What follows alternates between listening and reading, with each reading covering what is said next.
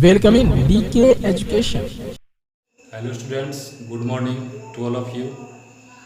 Myself here, DK sir from Saraswati Vidya Mandir Lakshmi Nagar, Sitamarhi. I am going to deal today in class 9, third law of motion. In previous classes, we have already read about the first law of motion and the second law of motion. In this term, third law of motion, we will study about the action and reaction, two types of words, action and reaction. So where is action and where is reaction in this law? So we wrote here to every action there exists an equal and opposite reaction. Action and reaction always act on different bodies. दो body के बीच की बात हो रही है। दो body है, अगर दो बॉडी में टक्कर होता है, when there is collision between two objects, then one get action, and on the other by the first object action, and on the first object by the second object there is reaction.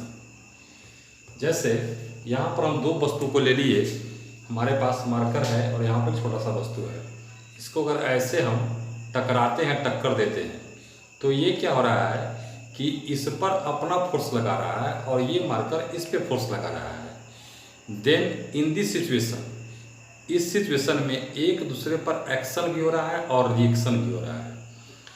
इसने इसको टक्कर मारा, then ये इस पे action किया और ये इस टक्कर को बर्दाश्त किया और इसमें किसी प्रकार का डिस्प्लेसमेंट नहीं हुआ, देन यह इस पर रिएक्शन किया। यह हमको बैलेंस फोर्स में ऐसा देखा जाता है। जैसे कि हम दीवार को धक्का देंगे तो यह क्या होगा, when we push the wall, push the blackboard, then there is no displacement in it because the amount of force be applied on the wall, same amount of the force applied by the wall on my hand. जितना force हमने wall पे लगाया, force भी हमारे हाथ पे उतना क्या किया कि फोर्स लगा दिया वॉल भी। इस स्थिति में there is no change and there is no displacement in the wall. अब वस्तु में किसी प्रकार का डिस्प्लेसमेंट नहीं हुआ, तो एक्शन एंड रिएक्शन दोनों इक्वल हुआ। इस स्थिति में जब डिस्प्लेसमेंट जीरो हो जाए, इट मीन्स यह क्या हो गया कि हमारा डिस्प्लेसमेंट वस्तु में नहीं हुआ, कोई स्थान चेंज नहीं किया और एक्शन एंड रिएक्शन दोनों क्या हो गया, इक्वल हो गया। दोनों साइड से इक्वल फोर्स लगा, positive and negative force. So if resultant force can be zero, resultant force it means F1 plus F2 equal to zero. ये हमारा रिजल्टेंट फोर्स हो गया। रिजल्टेंट फोर्स हमारा क्या आ गया, जीरो आ गया।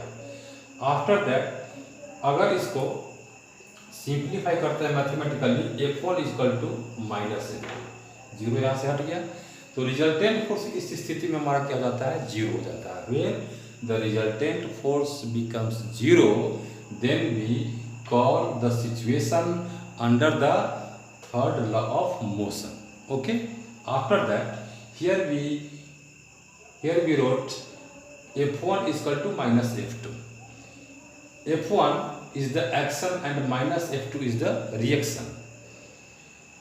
We know from previous classes action F1 is equal to mv minus u upon t, m into v minus u upon t, rate of change in momentum। Rate of change in momentum में जो changing आया, that is the F1। ऐसा हमने पिछले class में भी पढ़ाया था। आप लोगों ने देखा भी था। आफ्टर दैट उसी प्रकार से -f2 here, -f2 is m2 and v2 minus v2 upon t। अब इससे पहले हमको माइनस यहाँ पे ऐड कर देना है। Then we simplify it, t and t को इधर से भी कैंसिल हो गया।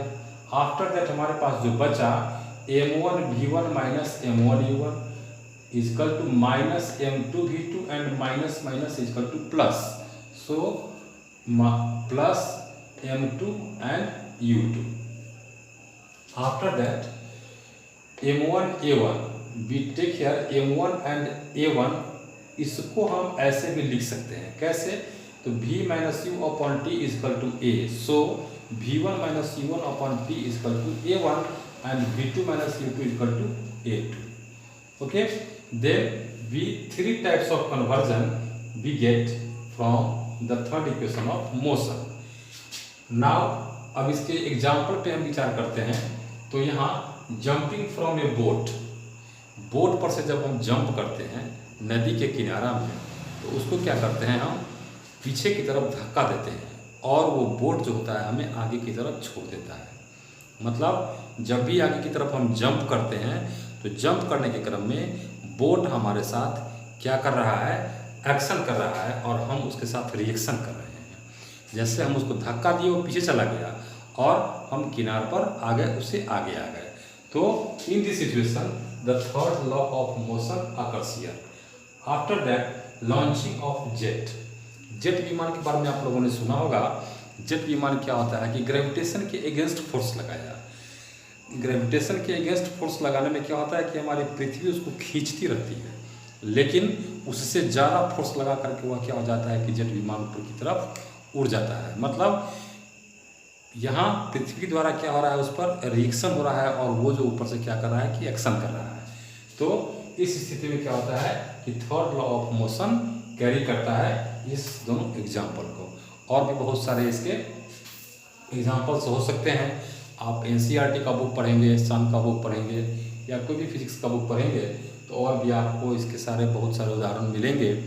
तो you have to collect the various and different types of example for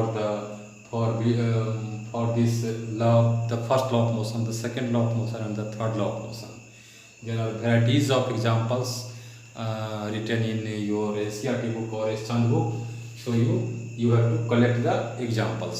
Okay, अब इसके बाद हम लोग जो क्लास में मिलेंगे वो हमारा टॉपिक होगा मोमेंटम का। और मोमेंटम में क्या होगा कि वह कांस्टेंट कैसे होता है उसके बारे में हम लोग जानेंगे।